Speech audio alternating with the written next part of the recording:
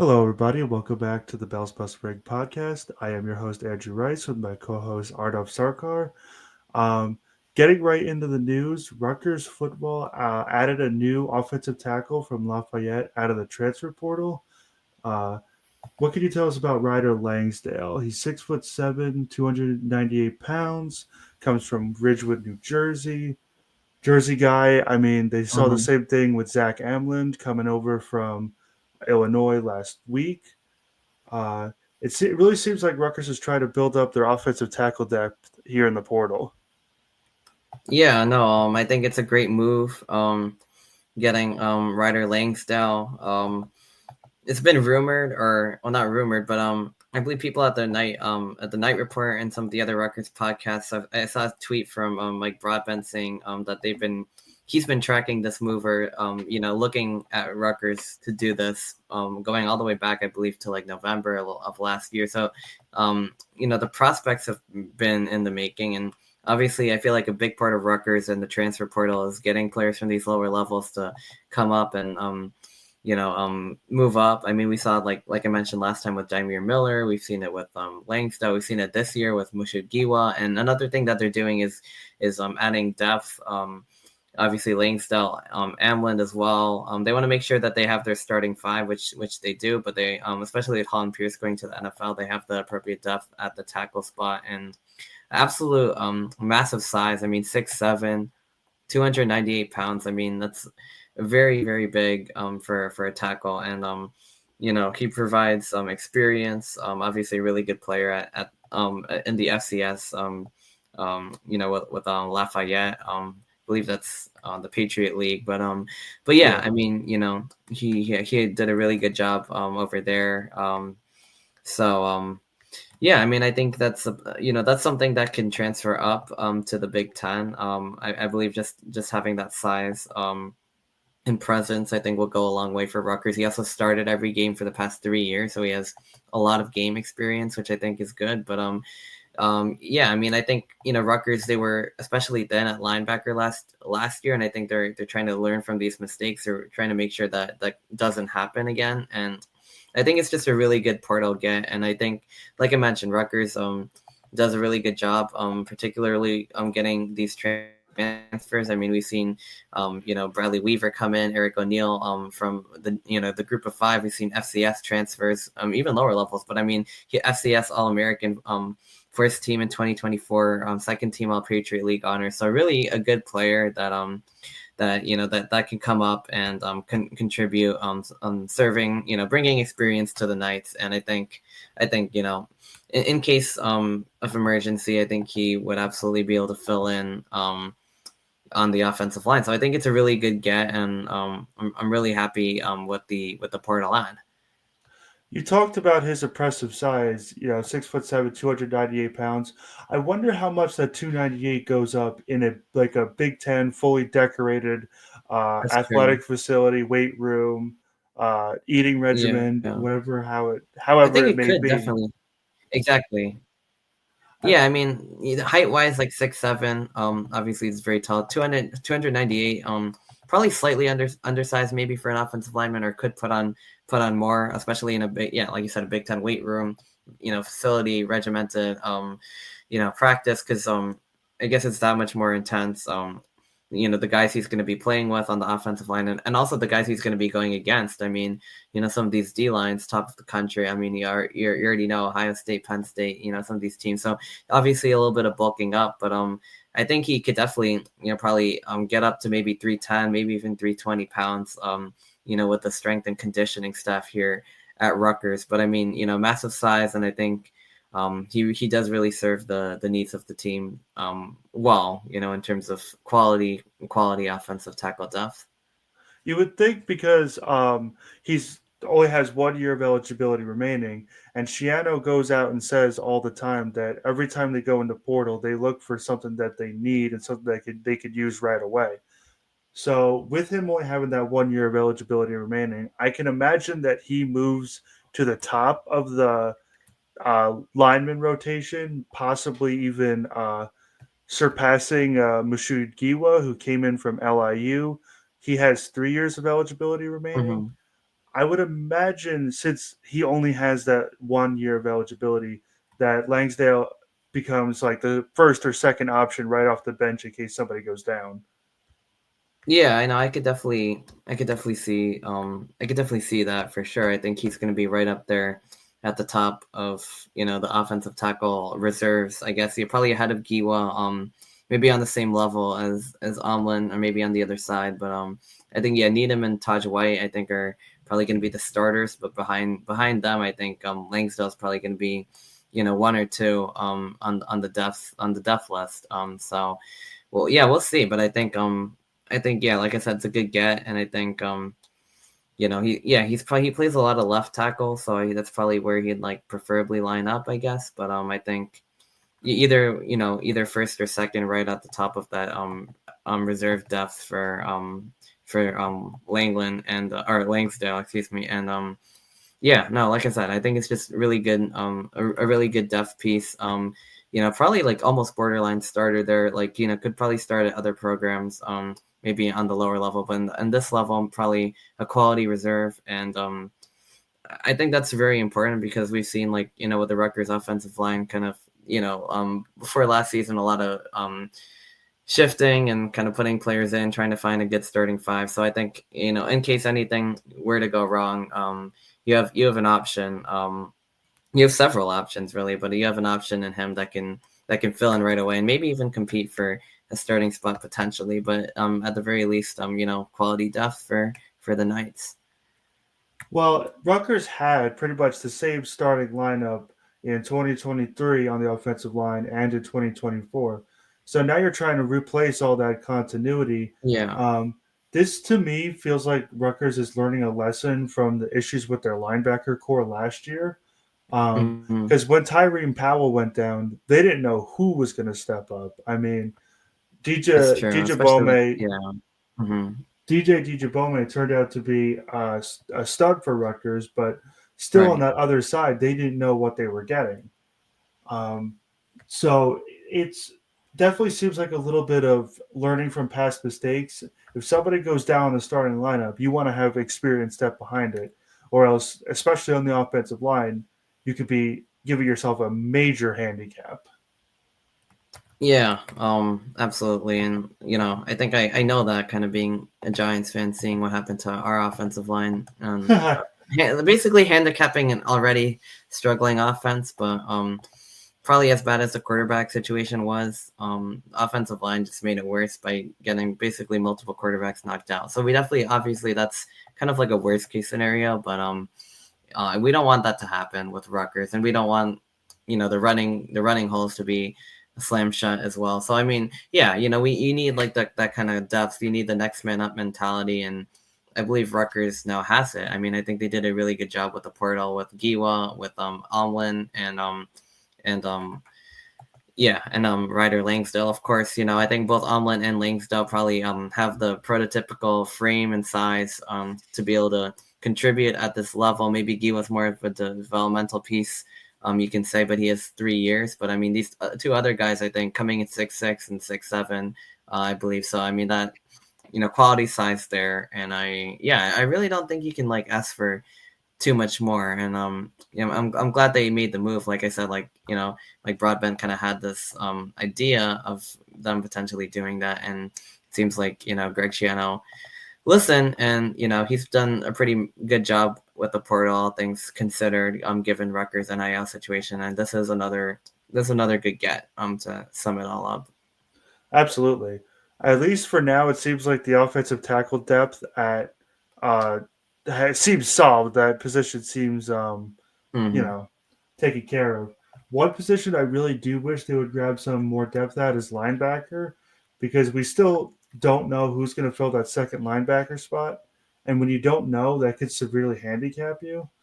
But at least for now, it seems they have solved the issue of one position's depth in the transfer portal. Yeah, no, totally agree with that.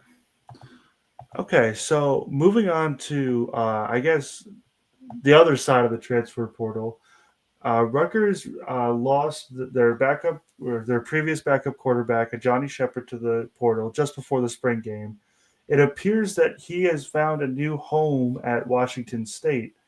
Um, well, we're always happy to find out that former Rutgers players are, finding another way around in the world of college Mhm. football. What do you think about him Right. transferring to Wazoo? Oh yeah, no, I think that's a solid move. Obviously, last week, we were talking about the loss, or not the loss, but the quarterback battle between Serace and Sheppard. Seemed like a tightly contested battle that Serace was able to pull off. And he looked really good in the spring game. So obviously, that meant Sheppard. Even before the spring game, Sheppard left actually, and he found a really good destination there in Washington State. And something to note is that Cam Ward transferred from Incarnate Word to Washington State, where he developed in the FBS, became a really good passer, then went to Miami, had a terrific season, and was the number one pick in this year's NFL draft. So I mean, just Wazoo for quarterback development.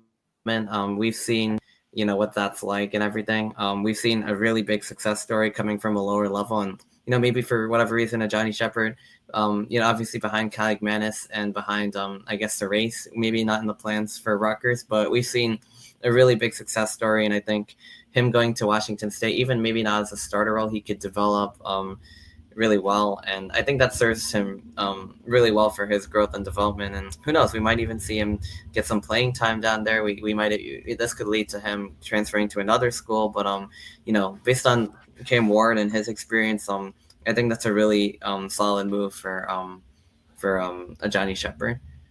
He does still have 3 years of eligibility left, so he does have plenty of time to develop his game. True. Especially as seems like Washington State seems to be a little bit more of a developmental program for larger college football programs. It Yeah. could easily see him taking uh, seeing another school during his time in college. What do you think about that? Yeah, I mean, potentially, like I mentioned with Ward going to Miami, after a year at Washington State. I mean, we could see the same. I'm not really too familiar. Like, what's the Washington State like quarterback situation looking like going into next year? Like, do they have a starter like in place already, or is he like Sheppard coming in, towards the back, like kind of as a backup? I just saw that they got a dual threat quarterback, Julian Duggar from Pitt. So maybe they're thinking that's probably going to be their starter, and which is interesting. This came out 4 hours ago, so looks like with 4 years of eligibility remaining, redshirt freshman. So it looks like they're in kind of a hot streak. I mean, yeah. So I mean well, They now also they have seven quarterbacks on the roster, which is insane. So their starter is Zevi Eckhouse, and then they have a junior, a sophomore, two freshmen. I mean, this is a lot. This is going to be one heck of a mix. But Eckhouse, the starter again, set to play his final season of eligibility, and looks like Duggar and Sheppard will be in the conversation for 2026 starting. So I guess that kind of answers that question I was trying to ask you. I'm not really too familiar with Washington State football, but I think now I kind of am a little bit. That kind of answers that. But yeah, maybe we'll see him either start in 2026 or potentially transfer to a bigger program. Maybe in the ACC, maybe elsewhere, maybe in the Big Ten. Like, you never know. You never know what can happen. yeah, Yeah. they also have another quarterback on their roster who looks like he was the starter for 2024. The name is John Mateer. Mateer. Oh yeah, that's right. Yeah, Yeah, he was very good. A lot of fanfare with him. And is he still on the roster for next year? Or like, yeah. So he's listed as only a sophomore. huh? So there's Interesting. definitely I going to remember be. that. They got 7 quarterbacks on their roster. That's going to be a lot of. Yeah. Interesting. There's going to be a lot of competition for that QB spot. Yeah. I'm seeing like Well, I just looked him up, and I just saw that he transferred to OU for next year actually, but which is I don't know interesting. why it's telling. I don't know why it's Yeah, I telling don't me know. he's still Some other active. sites are still saying that, but still seven quarterbacks like on the roster, and I guess this Yeah, Eckhouse guy coming in from Bryant. So another example of a transfer up. This happens all the time. I mean, we've seen Cam Ward, who's now playing in Miami. Like I said, it started at Incarnate Word. So you don't underestimate, the FCS. I love to say. I mean, kind of as like, being, I guess, a Rutgers fan, like in a way, like Rutgers is kind of like the underdog, but then when they play the FCS teams, they're like really the underdog. But there's a lot of talent on the lower levels. I'm sorry, like I had to, because it's like, even when like FCS Delaware came in, I knew they were a good team, but they didn't really, have that much of a yeah, chance. absolutely. So there's a power difference, but at the same time, there's a lot of talent at these lower levels that can make an impact and even transfer up to the higher levels. And like I said, I think Rutgers does that well, but I think in the case of Ajani Sheppard going to WSU, I guess that's a development hotbed. I mean, John Mateer, like that's an example of a quarterback who really stood out for the Washington State Cougars last year, now playing at OU. Cam Ward going to Miami. So either, potentially, and then getting Duggar from Pitt. So it seems like Pitt and Sheppard will be in the mix for 2026. If not, potentially he might end up starting at another school. Like I said, Yeah, it could be absolutely. anywhere. So I mean, I think either way, it's going to be good for his growth and development. Maybe he didn't have the place at Rutgers that he wanted to, because I feel like Cerise really is going to be the next guy for Scarlet Knights. I think he has that professionalism, the development, he has the talent, and I He think he's going to certainly be. looked the part in the spring Yeah, game. I'll tell you exactly. I that think much. that's true. He had a lot of good, he had like 98 yards to Vernon Allen, I believe 220 yards overall. So I believe he's gonna be just fine. He's gonna be able to step into that role. And I feel like Sheppard is more of a developmental prospect, but probably more of a two-way or like dual threat as well. So I feel like, Yeah, he yeah, and was listed as a dual threat option. That's why Washington State really wanted to grab him, is right. because he had that dual threat running ability.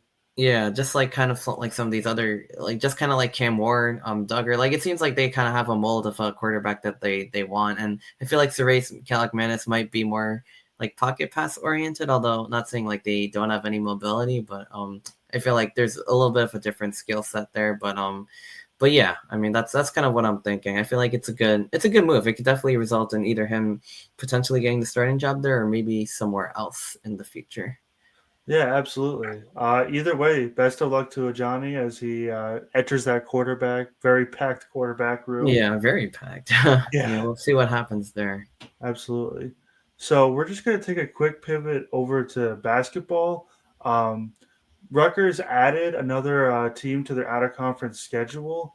Looks like they're set to play the Lehigh Mountain Hawks. As Mm-mm. they haven't released a date yet, but I got to be honest with you. With the out of conference schedule announced so far, they're not doing themselves any favors by playing these very weak opponents. Now that could be, they just schedule a couple of cupcakes and then um, they go to schedule a lot more difficult competition later down the line. But this has been a trend with Rutgers recently where, these cupcake out of conference schedules don't help you in terms of like trying to punch your way into the NCAA tournament. And I'm not saying this team's going to get anywhere near the NCAA tournament. I would just like to see starting to break up the trend of scheduling these cupcakes a little bit. What do you Yeah, think about that? um, I agree. I mean, it's not a great look to have too many cupcakes. So far on the schedule, looks like the opener, or one of the opening games will be Maine from the American East. I think they had a pretty good year actually in that conference, but still 219 in the net. American 248, so another weak team. UPenn with Fran McCaffrey coming back, and then that's December 20th. And then Lehigh, no date yet, but it looks like they're going back to the Players Era tournament in Vegas, so that's probably going to be where the tough teams in the non-conference come again, just like this year, and that's good because you want to have good quality competition, but the rest of it is probably just going to be like cupcakes as we call them. So that's not really the best idea, but I mean I don't know. I think it's good to have the resume built. Like you need to win those games. Obviously, you can't lose them, but you don't want to like mess up your chance. And I feel like Steve Pikiell kind of talked about like he would do it a little bit differently, like with the non-conference to try to get Rutgers in the tournament. Like if he kind of knew. So I feel like he almost wanted a weaker schedule this year. So I feel like that's kind of his intention. At the same time, like, because then the loss to Princeton, some of the Kennesaw State, which I thought was a good idea, obviously going on the road. That was, for Ace and Jamichael Davis homecoming, but they lost that one. So, you don't want to mess up your tournament shot in the non-conference slate, which before the Big Ten even starts. But at the same time, you don't want to have too easy of a schedule where your resume is not even respected, because, then that's also a problem. So you have to find like that balance to it. Seton Hall obviously is going to be on the slate.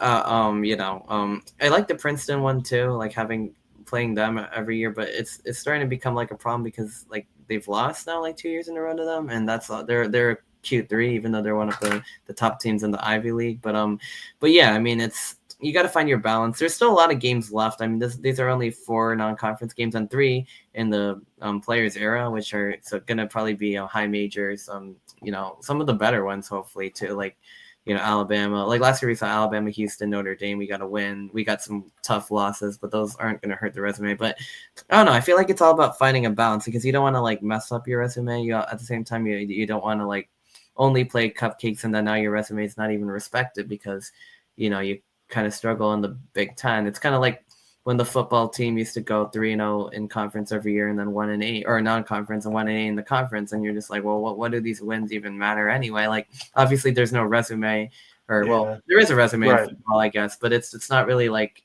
the same unless you're in playoff conversation. But for basketball, it's like that to like, to the nth degree, because every game is scrutinized by the committee. And like I said, I think it's all about balance. I think it's about some harder, like some tough games in the non-conference, and then a mix of easier ones. But as a fan, like I mean, I want to see the Rutgers, basketball team get their strong start to the season, but I also want to see like how they do against higher level competition. I think the Players Era tournament's good. I think Seton Hall obviously is a staple.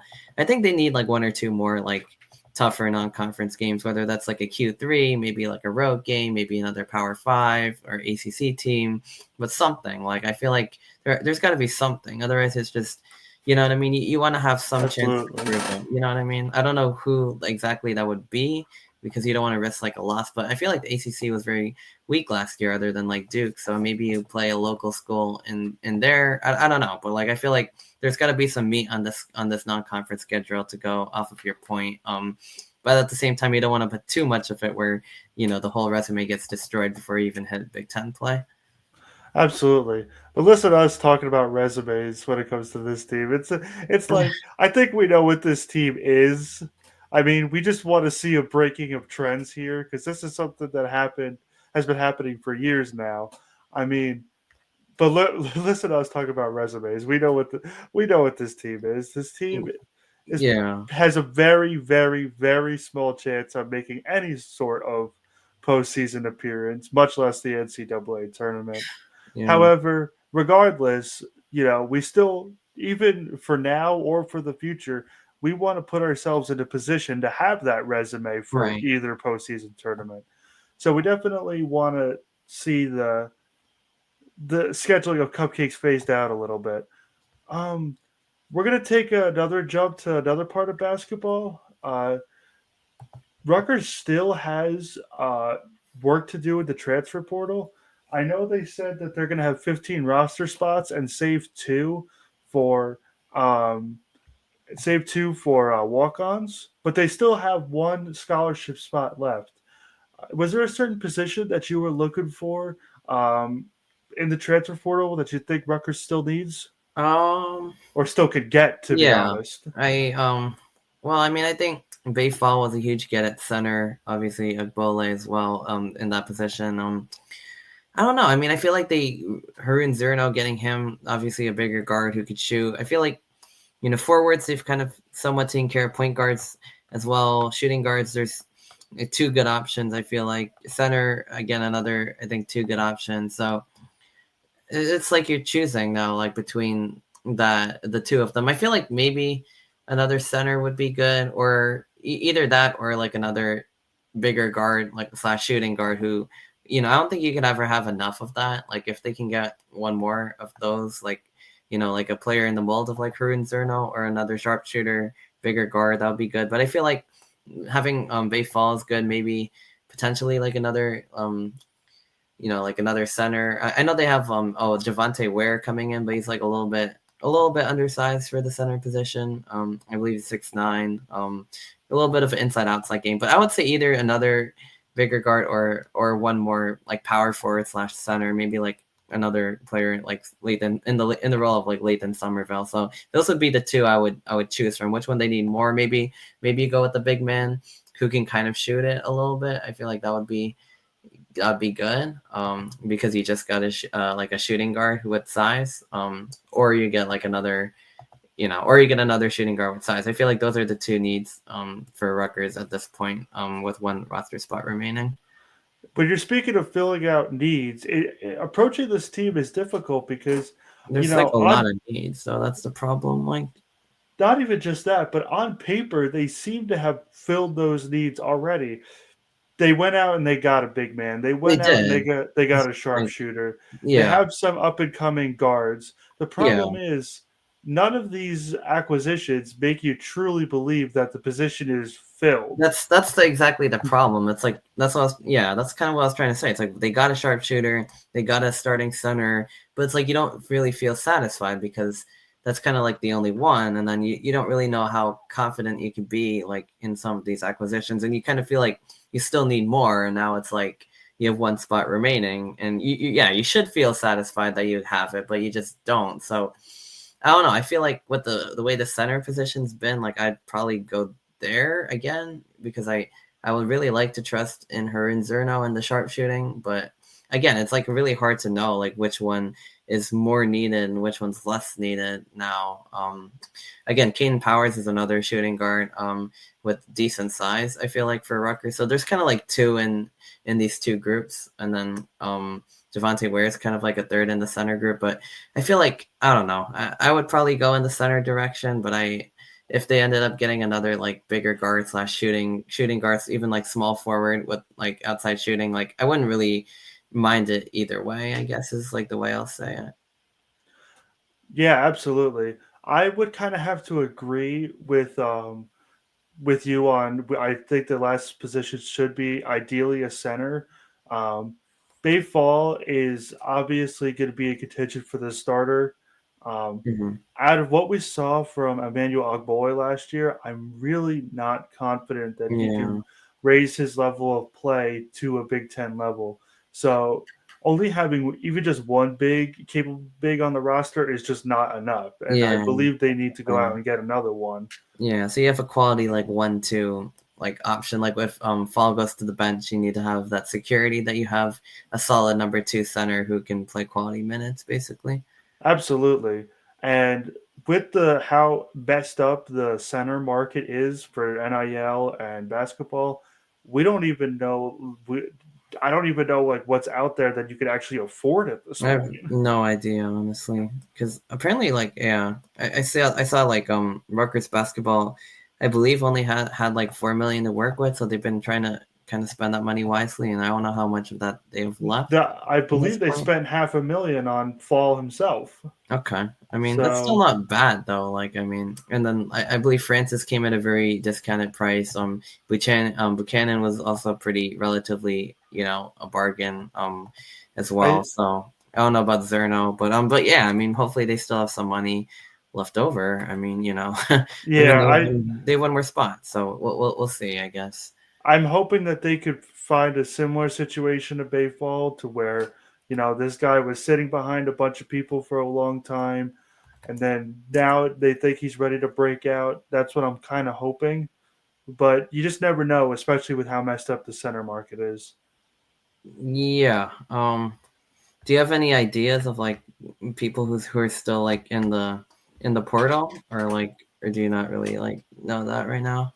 I don't know it off the top of my head. I could do some quick research.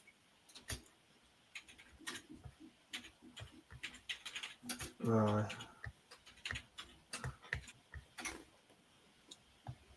think everyone's like pretty much it looks committed. I think it looks like everyone who's like really worth something are like committed. Yeah, I'm seeing a lot of commits. Yeah, commit. Pretty much anyone who's like really high up is committed. Yeah.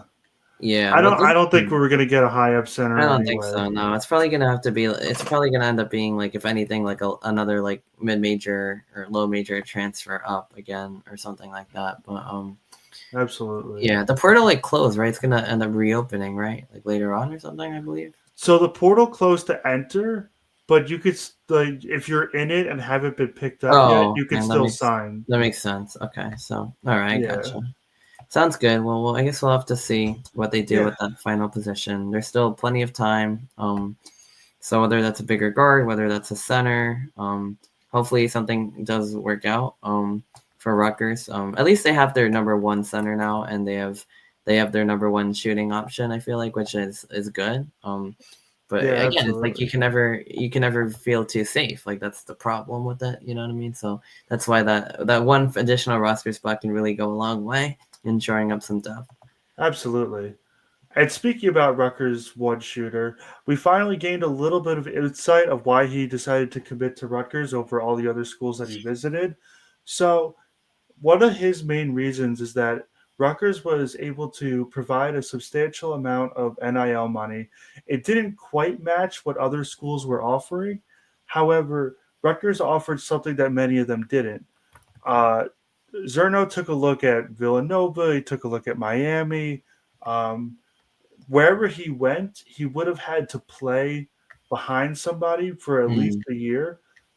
With coming to Rutgers, Zerno has made it clear when he entered the transfer portal that he wanted to play and he wanted to play now. yeah. He's 21 years old, so he's a lot older for a prospect, and he really needs to, he felt he really needed to get his development and his career started. So Rutgers was able to offer him basically the chance to play right now for a not a deal that matched, but a NIL deal that was pretty comparable to what he was getting offered. So it's very interesting about how that guarantee of playing time was able to entice Zerno into committing to the Knights. Yeah, I mean that's certainly one of, probably that should really be like one of the most, if not the most important thing in a transfer's decision. I mean, obviously NIL is important, and seems like he got comparable amounts, maybe a little bit less, but still a good amount of NIL, which is good considering the state of our NIL. And so that's pretty good that we're able to offer, and also offer the playing time. And I think that's very important, obviously, in someone's development. I mean, he's a player who he played professionally in Bosnia. And I mean, that might not be the highest level of professional basketball, but that's still, professional basketball. I mean, maybe, he could have played overseas some more, you know what I mean? Like he could have, so for him to come to college, like obviously wants a high level opportunity. So I mean, whether he's thinking of NBA or higher professional leagues after that, but either way, like he wants to be able to develop and get playing time. But I mean, I'm just seeing like, 43.7% of his 3-pointers at the D1 club level in Bosnia. I mean, that's wow. I mean, that's just like a really high percentage. Like again, like hopefully the shooting is one thing that really should transfer over, like, between these leagues. Like if you can, like I think you were saying it last week, if you can make it over there, you can, if you could shoot threes well over there, you could shoot threes well over here. So I think that's going to be a really a good signing, and I'm really excited. And yeah, I mean, again, like between the the NIL and the playing time, I only really 2 shooting guards at the position, and Caden Powers is coming in as a freshman this year, so to have that veteran experience, probably as a starting shooting guard. I mean, point guards, I mean, Jamichael Davis has experience, Tariq Francis transferring in, Lino Mark coming in, a lot of talent, but coming in as a freshman. Haroon Zerno probably the starting shooting guard right off the bat. Caden Powers as well, probably going to play behind him. And then, of course, having Dylan Grant and Darren Buchanan, the 2 wings, really good combination there. And then, of course, the big men, Chris Nowilli, Bryce George, who are more power forwards. Javante Ware is kind of smaller center, you could say. And then Bayfall, likely a starting center, and Emmanuel Agbole, probably reserve center or backup center. So I feel like, yeah, the roster's coming together nicely. But in terms of Zerno, I think it's a really good fit for the team. He can add a lot of value, and I think he saw that, and instead of having to sit behind guys at Villanova or elsewhere, being able to start here at Rutgers and have a big impact, really get this offense going. I think that'd be great. I mean, I last year with PJ Hayes, obviously didn't really pan out the way we wanted to in terms of sharpshooter, but hopefully it does with Zerno, and hopefully, having him get open looks, that's only going to open up, that's only going to help our drivers out, kick it out, if he's open on the wing. And I think that's just going to be something that really gets his offense going, because Rutgers has tended to struggle with the outside shooting, and especially in today's day and age, I think that's a very important part of college basketball as a whole. I'm not going to say that he's going to completely fix the outside shooting, but at least now we one know player. that there's going to be something there. Exactly. And plus, as a bigger guard, I mean, he can also, probably do more than just shoot. Like, he can also get inside, get to the rim. But just having that shooting ability, outside presence, and 43%, 44%, even if that drops to like 39, 40% for whatever reason, like, that's still like probably better than anything we've seen on the roster. I mean, Acuff was pretty close, I believe, with like 38% or so. But I mean, that's still, I mean, even if he's like around 40% 3-point shooter, that's going to be very respected, for Rutgers, and which is only going to help the rest of the team. That's only going to help our drivers. It's only going to help other guys get open looks as well. So that could really just, open up the floor basically for the Scarlet Knights. Absolutely. So before we get out of here, we're going to take a quick pivot over to Rutgers baseball. It's going to be a much shorter podcast today. Didn't really have much news over the current week to come talk about. Baseball just finished a 3-game sweep of Illinois.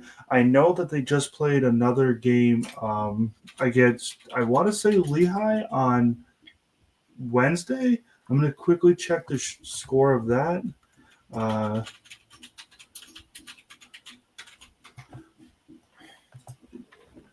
Do a quick check. I want to make sure I have this right. Yeah. Okay. So it wasn't Lehigh. It was Ryder. They beat Ryder's. Yeah. They beat Ryder 7-1. So in the last 8 games, Rutgers baseball improves to 7-1. They're now above 500 in the season, and are currently in the driver's seat to, at the very least, punch their ticket to the Big Ten tournament. And a good enough performance there can punch their ticket to the national tournament. So it looks like after a very, very rough start to the season, they started to pull themselves up by their bootstraps a little bit. What do you think about that? Yeah, I mean, I think like after the rough start of the season, hopes weren't really too high, but lately they've just been on a roll. I mean, they got their first series sweep over a Big Ten opponent here in Illinois, who, it's again a similarly middle of the package team, but like, having a strong ending to the series against Ohio State. I believe they took 2 out of 3. UConn 3 against the Illini, and then a midweek win over Ryder. So they're definitely in the mix to at least make the Big Ten tournament, which is good. And if they could do that, then maybe even make the national tournament. I mean, that's like the end all be all, obviously, but I think that's a good sign. I mean, obviously they have big series coming up against Penn State, as well as Maryland after that. So those are really, a home series against Penn State, which is starting tomorrow, Friday, Saturday, Sunday, 3-game set.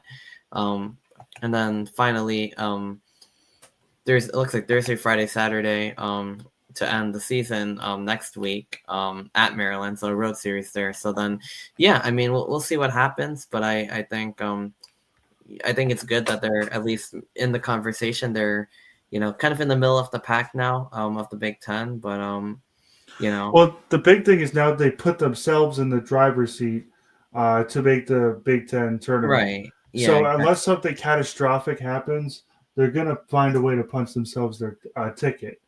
One thing I did want to mention is that, especially over recent games, their bullpen, even though it still hasn't looked that great, it's a lot better from where it was at the start of the season.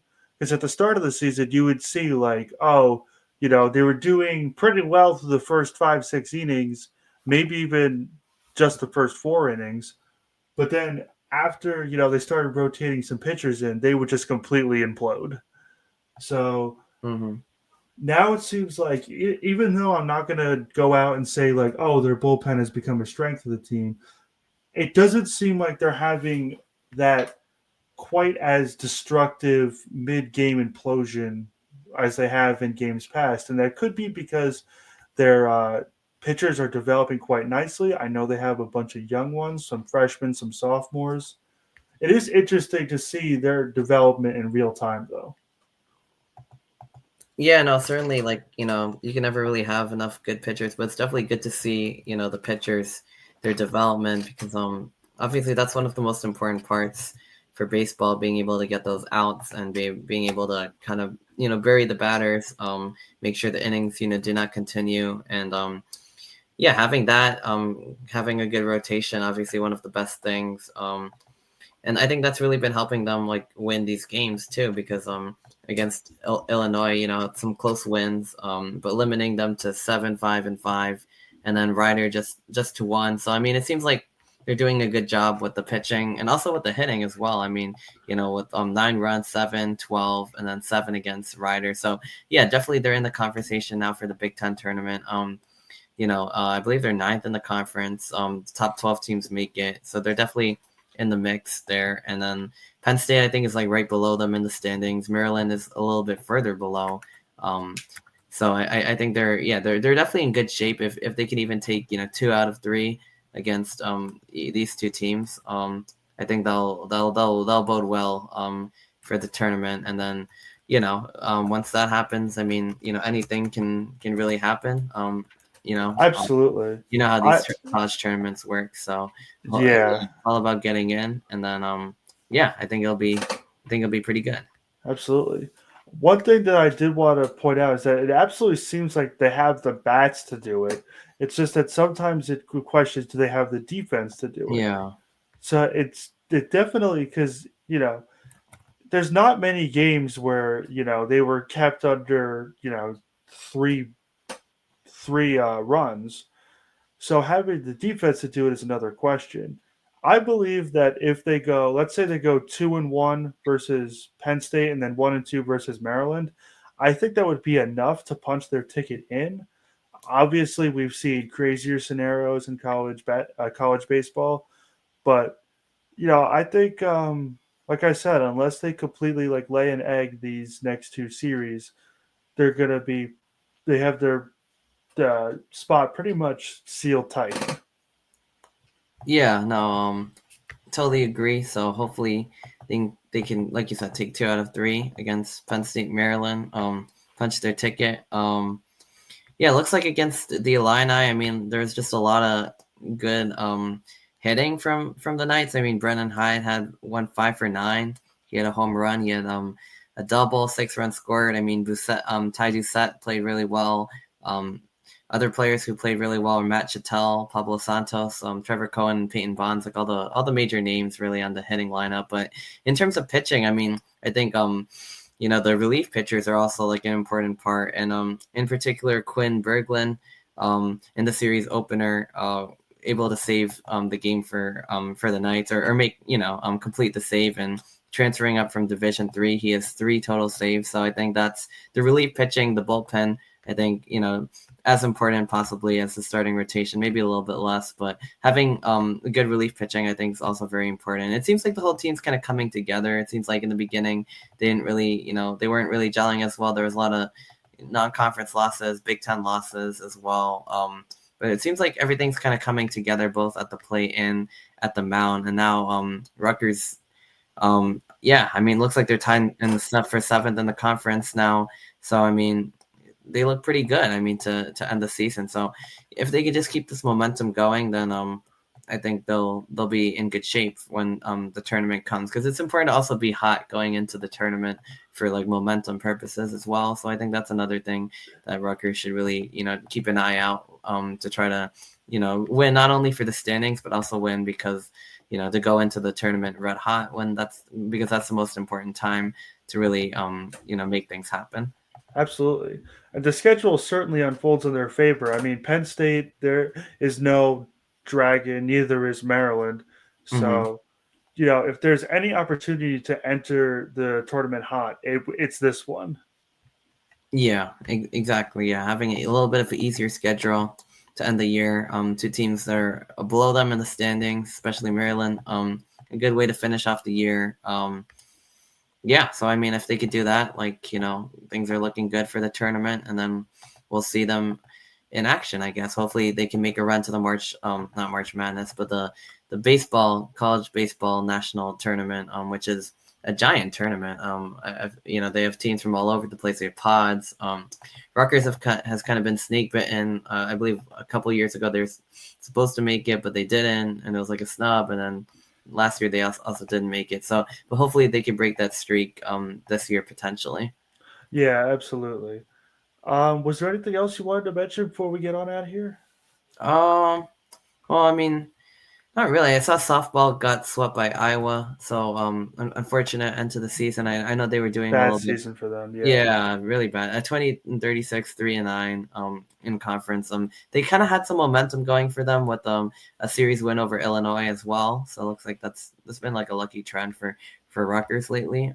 Two out of three there. The win over Monmouth, but 3 losses to the Hawkeyes. There's not going to be any postseason play for softball, unfortunately. But Yeah, I yeah, think I mean, baseball's the only one with the chance with the spring sport that still has a looks like chance at. it, because looks like lacrosse. Well, the men's team didn't make it, and looks like, I guess, they weren't able, because they lost to Ohio State, aren't going to be able to make the semis. And Rutgers women's lacrosse missing out on the Big Ten tournament as well as the national tournament as well. So yeah, a little bit unfortunate, because especially lacrosse, I think both men's and women's have been pretty competitive in terms of making the both the conference and national tournaments in recent years.